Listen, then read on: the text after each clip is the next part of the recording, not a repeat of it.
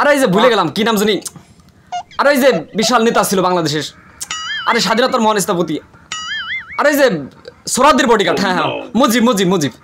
বাহ খাসা কি ভাষা।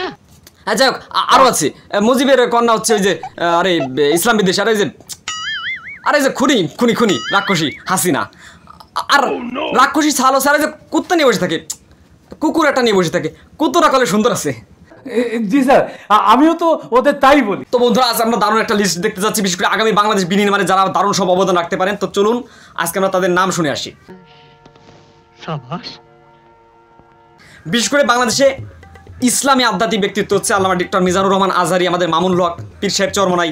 এদের মধ্য থেকে একজন ধর্মমন্ত্রী বানানো যায় কিনা, এটা আমার একটা চাওয়া পাওয়া থাকবে।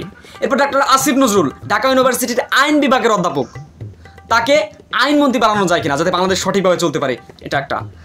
ডক্টর নাবিল স্যার, আমাদের নাবিল স্যারের মতো ক্লাস আমার মনে হয় না যে অনলাইন জগতে এত সুন্দর ক্লাস কেউ পড়ায়, বা আরেকজন থাকতে পারে। নাবিল স্যারের মতো ব্যক্তিত্বকে বাংলাদেশের শিক্ষামন্ত্রী বানানো যায় কিনা একটু হলে ভেবে দেখবেন। এরপর আমাদের শাইখ সিরাজকে নিয়ে সমালোচনা থাকবে। তিনি শেখ হাসিনার বাসভবনে গিয়েও তার সাক্ষাৎকার নিয়েছেন, বা তিনি চ্যানেল আয়ের অন্যতম একজন কর্ণধার। একই সাথে তিনি তাকে নিয়ে কী বলবো, যাক শাইখ সিরাজের মতো ব্যক্তিত্ব যেহেতু একটা ভুল করেছে সেটা অবশ্যই। তারপর তার ভেবেছিলেন দেখবেন যে তাকে কৃষিমন্ত্রী হিসেবে দায়িত্ব দেওয়া যায় কিনা।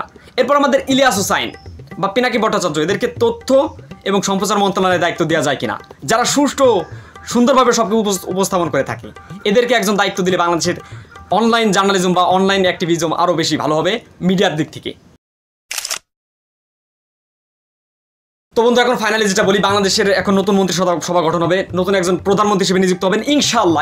আমি গ্যারান্টি সহকারে বলে দিতে পারি একজন পুরুষ প্রধানমন্ত্রী বা দেশ নায়কের ভূমিকা আমরা একজনকে দেখতে পাবো। সেই দিক থেকে আপনাদের দারুণ কিছু কথা বলি, সেটা হচ্ছে ইসলামী আন্দোলন বাংলাদেশ বা নতুন ছাত্র সমাজ বৈষম্য বিরোধী, তারপরে বিএনপি, জামাত ইসলাম বা আরও যত অঙ্গ সংগঠন আছেন, হেফাজত ইসলাম, সবাই মিলে একটা নতুনভাবে যা করা যায় সেটাই তৎপরতা চালাবে, এবং ইসলামী দলগুলো মিলে একটা ইসলামী ঐক্য তৈরি হতে পারে সেটাই ধারণা পাওয়া যাচ্ছে। এবং নতুন প্রধানমন্ত্রী কে হবে, আপনি কাকে চান সেটা অবশ্যই কমেন্ট করে লিখে জানাতে পারেন। এবং আমরা চাই দেশ আরও ভালোভাবে চলুক। এবং হ্যাঁ হ্যাঁ হ্যাঁ হ্যাঁ তো বন্ধুরা এখন আমরা চাই দেশ আরও ভালোভাবে চলুক, বিশেষ করে আওয়ামী ফ্যাসিস্ট রিজিমের সমাপ্তি হয়েছে। বাংলাদেশে যত আওয়ামী লীগ যে কাজ করে গেছে সেটা আসলে খুবই একটা করুণ ইতিহাস তৈরি করে গেল তারা। তাই আমরা চাই বাংলাদেশ যাতে আরও সঠিকভাবে চলে এবং সঠিক একজন প্রধানমন্ত্রী নির্বাচিত হয়। আমি একটা টেনশনে পড়ে গেছি, মানে কাকে যে ভোট দিবানি। এই বছর আমি প্রথমেই বলেছিলাম যে বাংলাদেশে 2টি নির্বাচন অনুষ্ঠিত হবে 2024 সালে।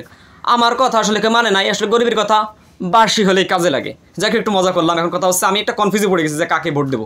সব দলকেই ভালো লাগে, তারপর একটু ব্যাপার স্যাপার সবাই আসছে, আপনারা অবশ্যই জানেন। সেই হিসেবে ইনশাল্লাহ ভালো একটি নির্বাচন অনুষ্ঠিত হবে। এবং আমি যে বিষয়টি প্রথমে বললাম সেটা একটু মাথায় রাখবেন। এবং আগামী দেশ যাতে তরুণদের বাংলাদেশ হয়, তরুণরা মিলে একটা অন্যতম জায়গায় নিয়ে যেতে পারে, সেই প্রত্যাশায় থাকবে। সবাই ভালো থাকবেন, সুস্থ থাকবেন। এই বলে আমাদের আজকের এপিসোডটি শেষ করছি। আসসালামু আলাইকুম।